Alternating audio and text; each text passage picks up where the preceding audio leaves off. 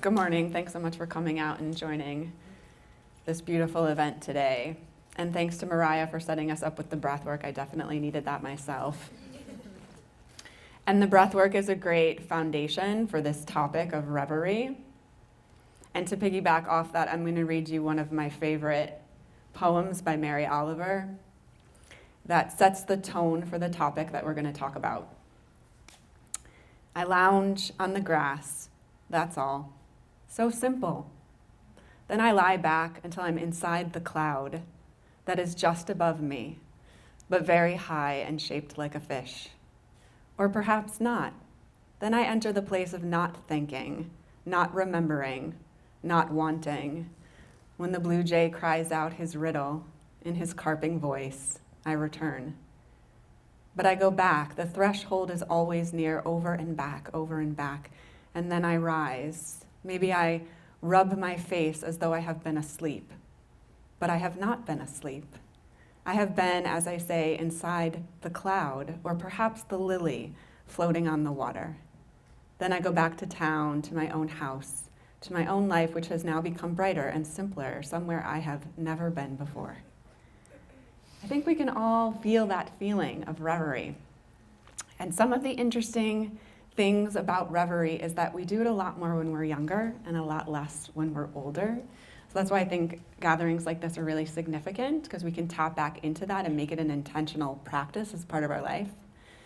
Another interesting thing about reverie is that it's about daydreaming, and daydreaming shows up differently for men and women, interestingly enough. Daydreaming for women tends to be more practical and planning, and dreams about being beautiful and amazing.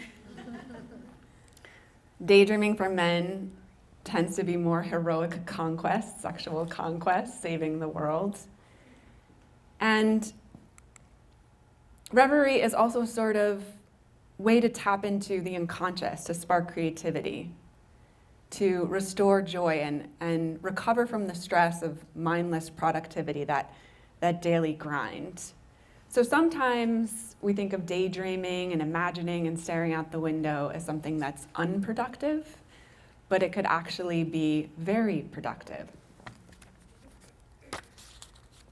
The neuroscience of reverie and daydreaming says that we're activating a part of the brain called the default mode network. So the default mode network is when you remember a past event, when you think about something you want to accomplish in the future. It's about hopes and plans and memories. It's also that feeling that you have sometimes in the shower where you are forgetting the problem that you've been working on so hard, and then all of a sudden the solution pops into your mind. So it's a great way to access your unconscious ideas about things.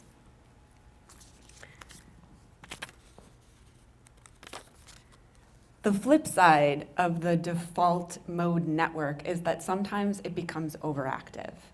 So Mariah already mentioned some of the things that could be an obstacle to our daydreaming and our reverie, things like stress, guilt, shame, perfectionism, urgency, working too much and too hard. All of these things are overactivity of the default mode network.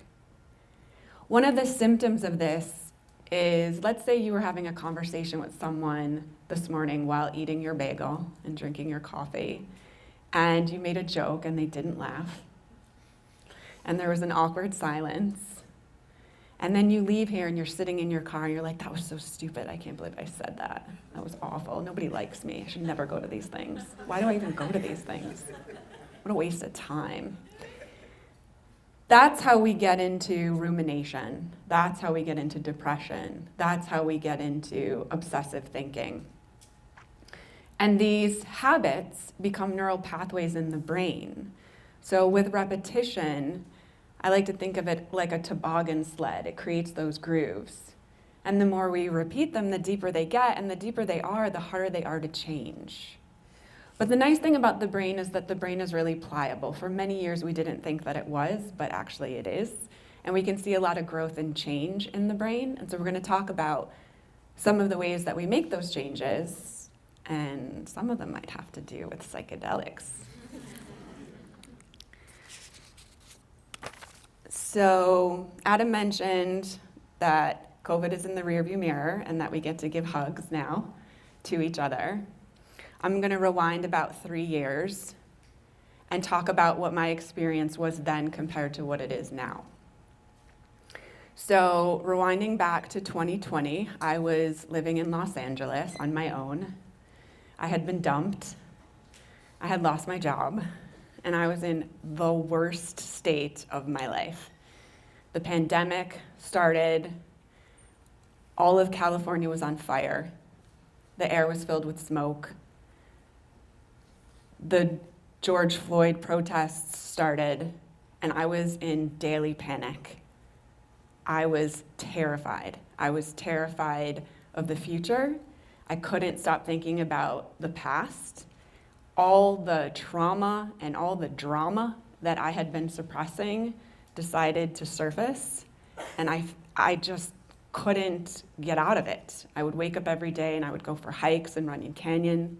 I would do my meditation. I would do my yoga. I would drink a lot of wine, and I couldn't break the cycle. I couldn't break the habit. So out of desperation, a friend was going to Puerto Rico to build an earth ship, and I didn't know what an earth ship was. And I decided that I would go anyway because I needed to disrupt my own patterns and try something differently. And 2 weeks in Puerto Rico turned into 2 years of traveling and working in various properties all over the world. So after I built the Earthship in Puerto Rico, I went to Taos, New Mexico, and I did the academy there. It's a method of sustainable design where you use trash and recycled and refound materials to create sustainable housing. Then I joined an organization called the Worldwide Organization of Organic Farms, which is a volunteer organization to live on different properties. And my first assignment was the top right. That's me holding a baby llama that was just born the night before. There was 36 llamas on the farm. I planted 700 lavender plants on that farm. And then I continued on my journey, and as I lived and worked in different places, taking care of bees and goats and chickens and making boxes of produce for the community, I felt a lot of restoration and healing. I was spending all my time outdoors. I was doing a lot of manual labor, but I wasn't healed. Like, I still had the nightmares and the panic. I was still feeling like the world was falling apart, and I didn't know what my future was going to be.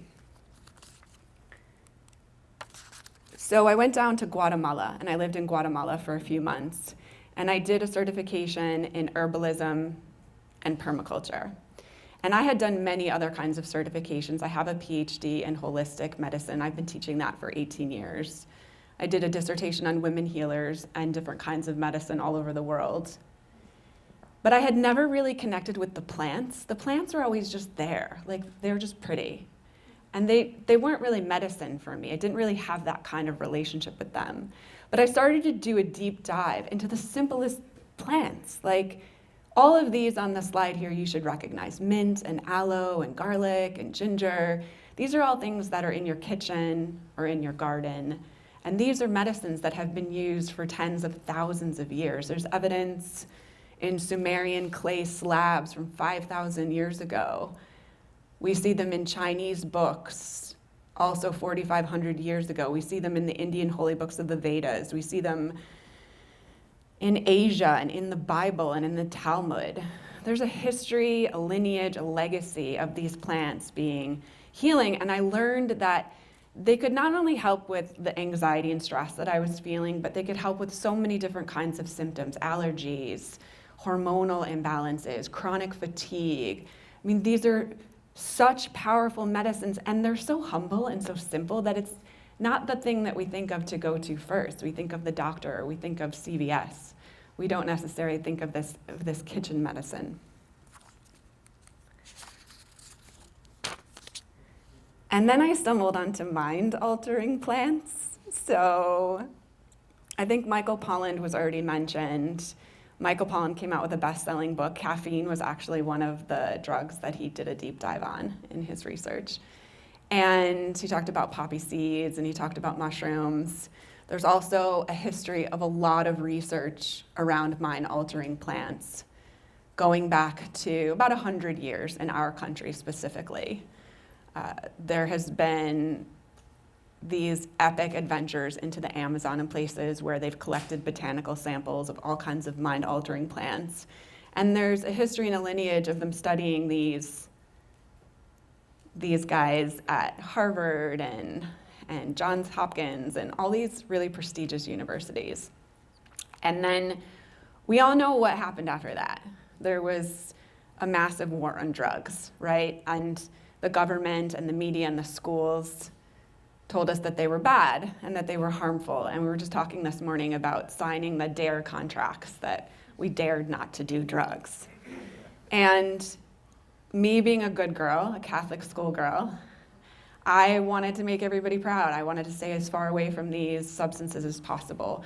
I was also really cautious because I come from a family of addiction and mental illness. And I had the story that all of these plants were addictive, that if I did peyote once, I would be addicted for life and just be sucking on cactus everywhere I went. And I thought it was going to make me psychotic and crazy. So I was actually really careful about going into this territory, and I'm the most unlikely speaker for this topic actually today. So about halfway through my journey in 2021, I met the woman in the top right picture. She's a medicine woman, and she has a property near Taos, New Mexico. And she's been a healer for more than 50 years, and she practices all of the natural medicines, Ayurvedic medicine and herbal medicine, and she works with the local natives. There's a native church there that's been there for a few thousand years. And peyote is their sacrament. And so while I was volunteering and helping her, we started preparing peyote for ceremony. That's the little button, that little green cactus with the pink flower. And while we were preparing these for ceremony, she invited me to suck on them. So the small buttons, you peel off the flower and the bark and you put them in your cheek, kind of like the boys did with tobacco, you know? And I was microdosing on peyote while I was working. And a microdose is a non-intoxicating dose of a substance. It means that you don't feel high. You might feel some effects similarly to when you take a shot of wheatgrass or when you do some breath work. There might be subtle sensations, but it's not an intoxication. So I was astonished at the level of well-being that I felt from such a simple medicine.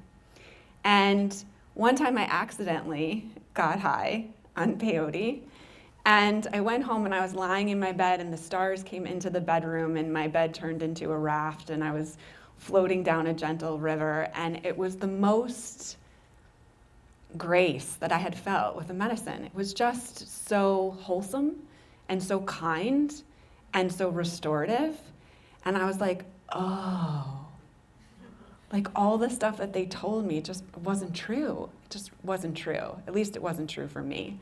And so I worked with peyote for a few months and realized that this was something that I needed to do more exploration. So in my Guatemala training, we were exposed to psilocybin. So I started microdosing with psilocybin in capsules and had a very similar experience: ongoing restoration, elevated feelings, elevated mood, positive emotions, more sense of resilience, more connected to the natural world. I'd be like walking along and like saying hi to the plants and the flowers, like this friendliness, a different kind of friendliness where they were like an ally in my life now.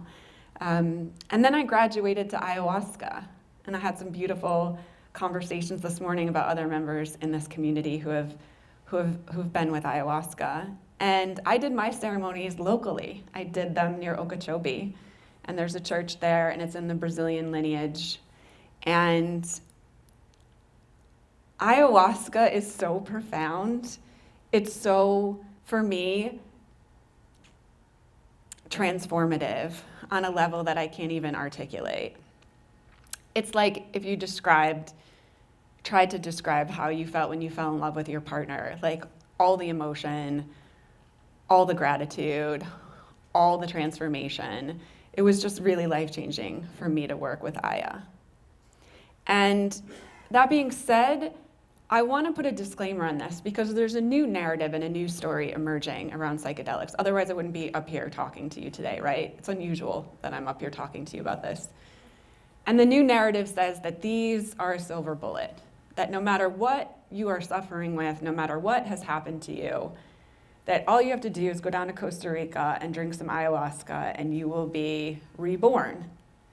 And I don't believe that that's true. And that's not the message that I want to offer today.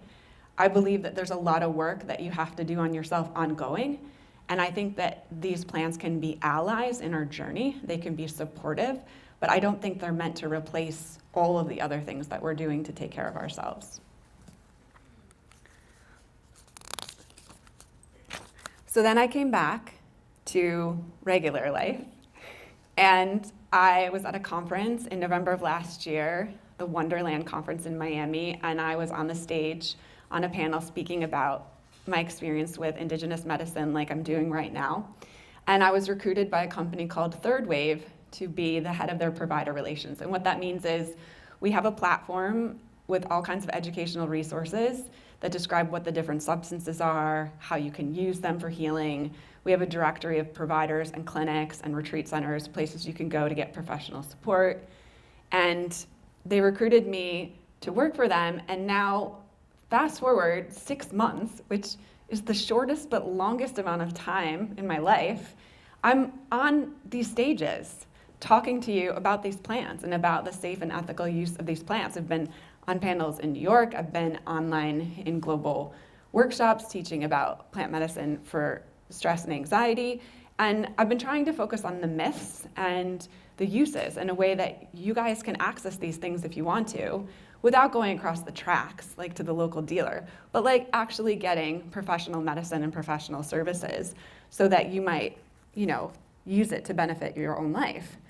So how would you know if plant medicine should be in your creative toolbox? Because some of you may have dabbled, some of you may want to try some of these things, and you may feel a calling or a curiosity. Well, for me, I went to these guys because the other things weren't working anymore. Like, as much as I love breath work and do it regularly, sometimes it just doesn't get me through a stuck spot. And, if you've tried pharmaceutical medications and they're not working for you, if you've struggled with addiction and the treatment centers aren't working for you, these might be a good support. And the only way you know that is if you go out and you educate yourself, you find a professional to work with, you prepare your mind and body for the medicine, and then you integrate. So there's a lot of ways to take that experience, whether microdosing or macrodosing, and then apply it to your life. You can use somatic practices, you can use body work, you can use energy work, journaling, integration circles, or where you come together with a group of people, either face-to-face or online, and you talk about your experience of being with the plant, and you give each other advice and support. Or therapy. There's a lot of therapists that are now offering psychotherapy to work with individuals, couples, groups, so that you can get the maximum benefit for these plants. So I want to leave you with a question. So one of the things that I didn't tell you about the pandemic is that when I was sitting alone in my room in Los Angeles freaking out, I started writing a book. And it was a book that I had been trying to write for 12 years or something. And I couldn't get it out of my system. And by using the plants and building my resilience and committing to my own creativity, I was able to birth the book. So I attribute so much of this accomplishment to the journey that I described to you today. So I want to leave you with a question more than anything else, which is, if you were to make Reverie a daily practice, if you were to align with some of the plants and psychedelics to help you on your journey, what would you want to create? What pleasure would you want to experience? What problem would you want to solve? How do you want to bring your gifts to the world? Thank you so much.